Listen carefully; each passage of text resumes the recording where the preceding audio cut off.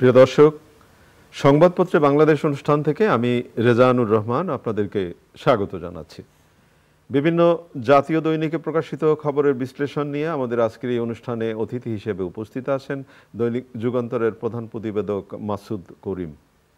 স্বাগত আপনাকে অনুষ্ঠানে। ধন্যবাদ আপনাকে।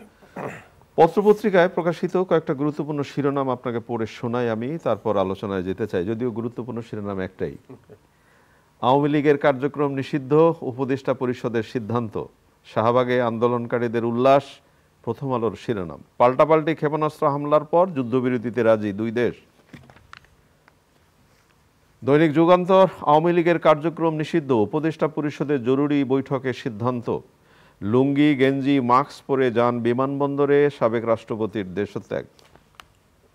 দৈনিক সমকাল, আওয়ামী লীগের কার্যক্রম নিষিদ্ধ, আইনি প্রক্রিয়ায় যাওয়াকে ইতিবাচক মনে করে বিএনপি, আগেও যেসব দলের উপর নিষেধাজ্ঞা দেওয়া হয়েছিল।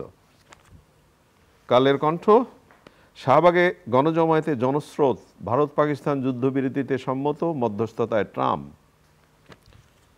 দৈনিক ইনকিলাব, আওয়ামী লীগ নিষিদ্ধের রোডম্যাপ না আসায় মার্চ টু যমুনা ঘোষণা, ট্রাম্পের মধ্যস্থতায় শর্ত সাপেক্ষে ভারত পাকিস্তান যুদ্ধবিরতি। বাংলাদেশ প্রতিদিন, আলোচনায় আওয়ামী লীগ নিষিদ্ধ, নাটকীয় যুদ্ধবিরতি।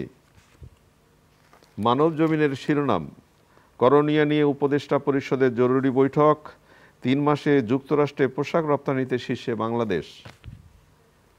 দেশ রূপান্তর, আওয়ামী লীগ নিষিদ্ধ, ভারত পাকিস্তান যুদ্ধবিরতি, স্বৈরাচারের পুনর্বাসন চায় না দেশবাসী, তারেক রহমান বলেছেন। খবরের কাগজ, দ্বিতীয় দিনেও উত্তাল শাহবাগ, যুদ্ধবিরতিতে রাজি ভারত পাকিস্তান, যে প্রক্রিয়ায় রাজনৈতিক দল নিষিদ্ধ হয়। আমার দেশ, ভারতে পাকিস্তানের পাল্টা হামলার পর যুদ্ধবিরতি, আওয়ামী লীগ নিষিদ্ধে 2 বিকল্প চিন্তায় এগুচ্ছে সরকার। কালবেলা শিরোনাম, আওয়ামী লীগ নিষিদ্ধের বিচার ট্রাইব্যুনালে, পশুর দাম হতে পারে চড়া, সংখ্যা সংকটেরও। আমাদের সময়, ট্রাম্পের মধ্যস্থতায় যুদ্ধবিরতি, শাহবাগেই ফ্যাসিস্টদের কবর, স্বাধীনতার সার্বভৌমত্ব বিক্রি করে কিছু করতে দেব না। পত্রপত্রিকার শিরোনাম শুনলেন, আমি একটি বিষয় নিয়ে আলোচনা করব, কিন্তু তার আগে এই যে আওয়ামী লীগ কার্যক্রম নিষিদ্ধ হলো, আওয়ামী লীগ নেতাদের বিচার না হওয়া পর্যন্ত দলটির যাবতীয় কার্যক্রম নিষিদ্ধ থাকবে এবং 30 কর্মদিবসের মধ্যে জুলাই ঘোষণাপত্র প্রকাশ করা হবে। ধন্যবাদ। গত রাত্রে যে উপদেষ্টা পরিষদ বর্তমান অন্তর্বর্তী সরকারের প্রধান উপদেষ্টা ডক্টর মোহাম্মদ ইউনূসের নেতৃত্বাধীন তারা জরুরি বৈঠক করেছেন, যেহেতু এখানে ওনাদেরই সমর্থন পুষ্ট ছাত্র সংগঠন, যেটা পরবর্তীতে রাজনৈতিক দল হয়েছে, ন্যাশনাল সিটিজেন পার্টি এনসিপির নেতৃত্বাধীন মূলত ইসলামিক দলগুলি, বিশেষ করে জামাতে ইসলামীর শাখা, বাংলাদেশ ইসলামী ছাত্র শিবির এবং হেফাজতে ইসলামী যদিও একটা রাজনৈতিক দল নয়, কিন্তু তাদের মধ্যে বিভিন্ন রাজনৈতিক দল আছে, এটা একটা ইসলামিক গ্রুপের মধ্যে। সুতরাং মূলত ইসলামিক দলগুলি তারা যে দাবি করে আসছে কয়েকদিন ধরে, প্রথমত তারা যমুনা, যেটা রাষ্ট্রীয় অতিথি ভবন, যেখানে বর্তমান প্রধান উপদেষ্টা বাসভবন, তার সামনে তারা প্রোটেস্ট করেছে এবং পরবর্তীতে সেটা শিফট করে শাহবাগে তারা বিভিন্ন বিক্ষোভ করেছে এবং আওয়ামী লীগকে নিষিদ্ধ করার দাবি জানাচ্ছিল।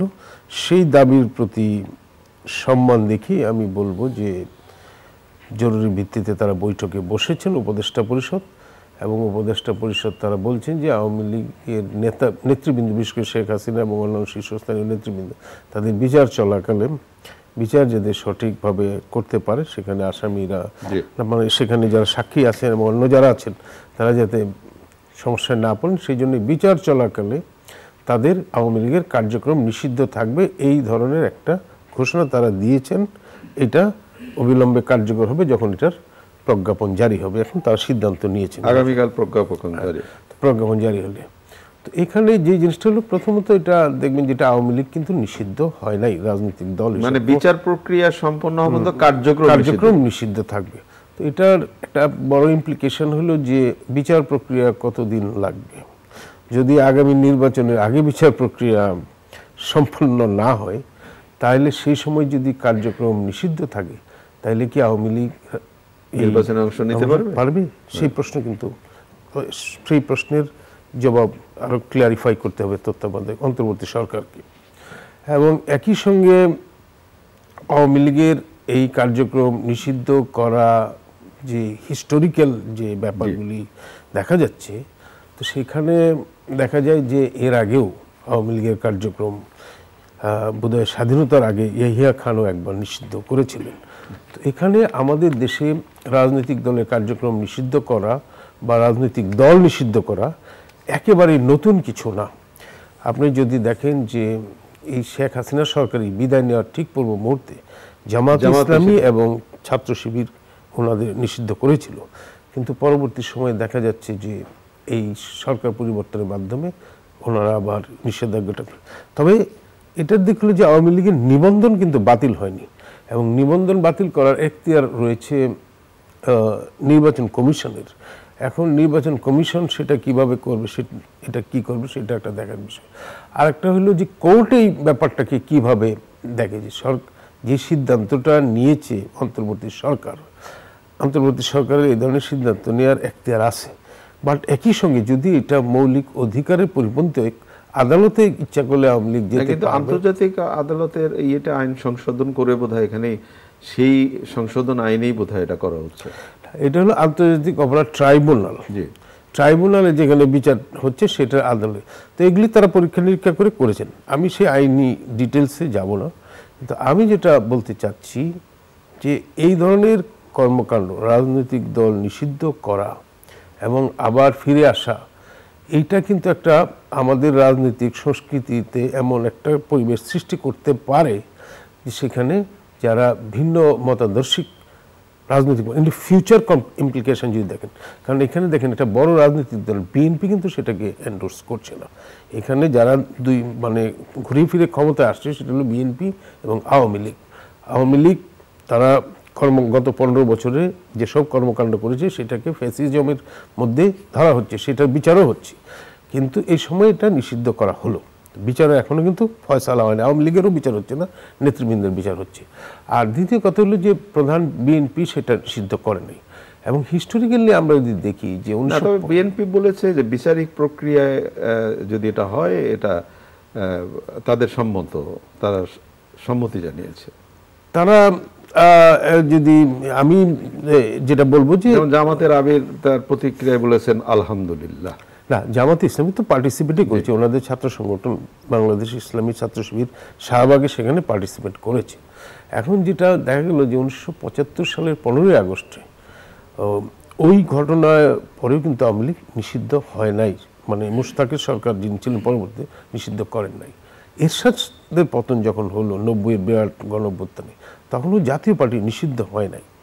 এইবার যেটা নিষিদ্ধ যেটা দেখা গেল যে জামাত ইসলামী এবং ইসলামী ছাত্র শিবির একেবারে 11th আওয়ারে তারা নিষিদ্ধ করেছে, এবং অ্যাপারেন্টলি মনে হয় যে ওরা যে রাস্তায় নেমেছে সেটা তাদের নিষেধাজ্ঞার ব্যাপারে যে তাদের যে ক্ষুব্ধ সেটার প্রতিক্রিয়া। কিন্তু আমি যেটা বলতে চাচ্ছি যে একটা সুস্থ রাজনৈতিক প্রক্রিয়ার ক্ষেত্রে এই রাজনৈতিক দল নিষিদ্ধ করা এবং আবার নতুনভাবে ক্ষমতায় যারা আসবে তারা আবার এটাকে খুলে দেয়া, আবার অপোনেন্টকে নিষিদ্ধ করা, এই খেলা কি আমাদের ডেমোক্রেটিক চর্চাকে কোনো কিছু কন্ট্রিবিউট করবে কিনা, আজকে কিন্তু সেটা ঠান্ডা মাথায়ও চিন্তা করতে হবে। এবং আরেকটি বিষয় যেটা হবে যে এই শাহবাগ এবং যে জায়গায় আমাদের ছাত্র জনতা আন্দোলন করলেন এবং বিক্ষোভ দেখালেন, সেখানে গোলাম আজমের বাংলায় অমুকের ঠাঁই নাই, বা জাতীয় সঙ্গীত গাওয়ার সময়ও আবার বলা হলো এই থামেন থামেন জাতীয় সঙ্গীত গাইবেন না। তো এই যে প্রক্রিয়াগুলো আসলে কি ভবিষ্যৎকে কি বলে? আমি বলবো যে আওয়ামী লীগের বয়স 75 বছর। 1949 সালের 23শে জুন এই রাজনৈতিক দলটা জন্মগ্রহণ করে এবং বাংলাদেশের সবচেয়ে পুরনো রাজনৈতিক দল। হ্যাঁ, কোনো গত 15 বছর বা অন্য কোনো সময়ে তাদের আচার আচরণ বা তাদের নেতৃবৃন্দের বিহেভিয়ার নিয়ে হয়তো প্রশ্ন থাকতে পারে, কিন্তু এই দলের মধ্যে সবাই যে ফ্যাসিস্ট, যারা এই দলের আদর্শ উদ্দেশ্যের সঙ্গে একমত, তারা সবাই যে ফ্যাসিস্ট সেইটা কিন্তু বলা যাচ্ছে না। এই দলের হয়তো কোনো নেতৃবৃন্দ, তা ওনাদের কর্মকাণ্ডটা বিচারিক কর্মকাণ্ডকে যাতে ব্যাহত না করে সেটার জন্য করা হয়েছে। কিন্তু অ্যাট দ্য সেম টাইম আমরা দেখতে পাচ্ছি যে ইদানিং একটা ট্রেন্ড হচ্ছে যে কোনো একটা সিদ্ধান্তের ব্যাপারে এখানে একটা প্রেশার গ্রুপ রাস্তায় থাকে এবং তারা সমর্থক। যদি আপনি গণজাগরণ মঞ্চের সময় যদি খেয়াল করেন, ওরা কিন্তু তদানীন্তন সরকারের সমর্থক। যেমন আপনি যেটা আপনার প্রসঙ্গ ধরিয়ে দিই, আজকেই পত্রিকার শিরোনাম দেখলাম যে সচিবালয় এবং যমুনার আশেপাশে গণজমায়েত নিষিদ্ধ। তো এই নিষিদ্ধটা কিন্তু আগেও ছিল। যখন এখানে একদম প্রধান উপদেষ্টার বাড়ির সামনে যখন গণজমায়েত হলো তখন কিন্তু কিছু করা হয়নি। তাহলে এইসব সিদ্ধান্ত নিয়ে লাভটা কি? এইসব সিদ্ধান্ত নেওয়া সত্ত্বেও নিষিদ্ধ বা যে প্রহিবিশন, এটা সিকিউরিটির পারপাস, এটা কিছুদিন আগে এটা কিন্তু প্রত্যাহার করা হয়নি যে সার্কুলার, এটা আবার নতুন করে রিপিটেডলি কালকে আবার দিয়েছে। কিন্তু এটা যখন এই নিষেধাজ্ঞা থাকা সত্ত্বেও ওনাদেরকে কিন্তু অ্যালাউ করা হয়েছে, যারা এটা প্রটেস্ট করেছে তাদেরকে যমুনার সামনে অ্যালাউ করা হয়েছে। পরে তারা সেখানে যে চলে গেছে শাহবাগে শিফট করে, সেটাও কি কোনো কনসেনসাসের ভিত্তিতে গেছে কিনা। তো আমি যেটা বলবো যে এই সিদ্ধান্তটা যদি অন্তর্বর্তী সরকার তার উপদেষ্টা মণ্ডলী ইন্ডিপেন্ডেন্টলি গ্রহণ করতেন, সেটা হয়তো তারা একভাবে চিন্তা করতে পারতেন। But at the same time তাদের অনুগত দলগুলি বাইরে রেখে তারা যে সিদ্ধান্তটা গ্রহণ করেছেন এবং এই সিদ্ধান্তর ফিউচার কমপ্লিকেশন কি, তারা এটাকে কিভাবে দেখবেন সেটা কিন্তু সময় বলে দেবে। আমরা আজকে এই ব্যাপারে কোনো অবশ্যই আপনি যথার্থ বলেছেন, সময় আসলে বলে দেবে এবং সেটা জনগণের জন্য, দেশের জন্য কতটা কল্যাণকর হবে সেটা সময় প্রমাণ করবে। আমরা একটু ভারত পাকিস্তান যুদ্ধ নিয়ে গত 15 দিনের মতো সবাই উৎকণ্ঠার মধ্যে ছিল এবং আমরা পাশের দেশ, আমাদের নিজেদেরও নিরাপত্তা নিয়ে আমরা শঙ্কিত ছিলাম। তো আসার কথা যে পাল্টাপাল্টি ক্ষেপণাস্ত্র হামলার পর যুদ্ধবিরতিতে রাজি দুই দেশ, ট্রাম্প মধ্যস্থতায় একটা স্বস্তির জায়গা তৈরি হলো, তাই কি? এটা অবশ্যই স্বস্তিকর যে ট্রাম্পের যে মধ্যস্থতার মাধ্যমে দুই দেশের নেতৃবৃন্দ, বিশেষ করে প্রধানমন্ত্রী নরেন্দ্র মোদী এবং প্রধানমন্ত্রী শেহবাজ শরীফ, তারা যে সিদ্ধান্ত নিয়েছেন ট্রাম্পের মধ্যস্থতায়, এইটা শুধু তাদের দুই দেশের জনগণই না, পুরো অঞ্চলের জন্য যথেষ্ট স্বস্তিদায়ক সিদ্ধান্ত বলে আমাদের কাছে প্রতীয়মান হচ্ছে। এবং দ্বিতীয় যে কথাটা হলো যে এখানে যে ডোনাল্ড ট্রাম্প, যিনি বিশ্বের সবচেয়ে শক্তিশালী অর্থনীতি এবং সামরিক শক্তিশালী দেশের প্রেসিডেন্ট, তিনি যে একটা উদ্যোগ নিয়ে এগিয়ে এসেছেন সেটাও অবশ্যই ওয়েলকাম করা দরকার। বাট আমরা এই সঙ্গে এটাও বলবো যে এইভাবে বাইরের লোকজন এসে মধ্যস্থতা করে আমাদের দক্ষিণ এশিয়ার বড় বড় নেতৃবৃন্দের মাঝখানে এসে তারা এটাকে থামাবেন, এই ম্যাচিউরিটি আমাদের নেতৃবৃন্দেরও থাকতে হবে। আমরা আশা করেছিলাম যে ভারত এবং পাকিস্তানের মতো দক্ষিণ এশিয়ার স্ট্রংগেস্ট এবং বিগেস্ট টেরিটরি এবং জনসংখ্যা নেতৃবৃন্দ যারা ভোটের মাধ্যমে নির্বাচিত, তাদের মধ্যে এই ম্যাচুরিটি থাকবে যে তারা এমন কিছু করবে না যার কর্মফল দক্ষিণ এশিয়ার 150 কোটি মানুষ ভোগ করবে। তো সেইটা আমি ফিউচারকে আমি উদ্দেশ্য করে এটাই আমরা আশা করব এবং এটা এই অঞ্চলের দক্ষিণ এশিয়ার সকল জনগণই আশা করবে যে তারা যেন ডিপ্লোম্যাটিক টেবিলে তাদের বিরোধগুলি নিষ্পত্তি করেন। যদি এই ধরনের যেমন পেহেলগামে যে হামলাটা নিয়ে যে 26 জন নিরীহ মানুষ সেখানে প্রাণ হারালেন, সেটার ব্যাপারে দুই দেশের উচিত ছিল সহযোগিতা করা, তদন্ত করে জিনিস অপরাধীদের বের করা। কিন্তু সেটাকে দেখা যাচ্ছে যে পাল্টাপাল্টি উত্তেজনা নিয়ে একটা দুই দেশের যুদ্ধ অবস্থা, যদি এই যুদ্ধ দীর্ঘস্থায়ী হইতো তাহলে তার ইকোনমিক ফল আউট কী হতে পারত এবং এটা আঞ্চলিকভাবে কতটা অস্থিতিশীল করে তুলতো সেটা শুধু আমরা কল্পনাই করতে পারি। আর যেহেতু দুটো দেশ নিউক্লিয়ার শক্তি সম্পন্ন, একটা পর্যায়ে যে যদি তারা কোনো একটা দেশ এই নিউক্লিয়ারের পরমাণু অস্ত্রের মারণাস্ত্র ব্যবহার করার সিদ্ধান্ত নিত, তাহলে পুরা দক্ষিণ এশিয়া শুধু না গোটা বিশ্বের জন্য এটা রেডিয়েশন সৃষ্টি করে একটা ধ্বংসস্তূপে পরিণত করতে পারত। সুতরাং আমি বলবো যে যাই হোক, মধ্যস্থতার মাধ্যমে হোক, যেভাবেই হোক, তারা এই ধরনের যে শুভবুদ্ধির পরিচয় দিয়েছেন সেটার জন্য আমরা তাদেরকে ওয়েলকাম করি। বাট আমরা একই সঙ্গে আশা করব যে তারা এই ধরনের পরিস্থিতি, এর আগেও ভারত পাকিস্তান কার্গিল যুদ্ধ, অন্যান্য যুগে 1965 সালে তারা যুদ্ধ করেছে, 71 সালেও যুদ্ধ করেছে। তো আমরা মনে করি যে এগুলি থেকে অ্যাচিভ করা যায় না কোনো কিছু, না যুদ্ধ তো কখনো শান্তি। হ্যাঁ, কারণ আমরা 26 জন লোক মারার প্রটেস্ট করতে গিয়ে আরো কত লোক মারা গেল। তো আমরা মনে করি এটা শুধু প্রাণহানি না, এটা অর্থনৈতিক ক্ষতি, এটা মাল্টিপল কনসিকুয়েন্সেস আছে।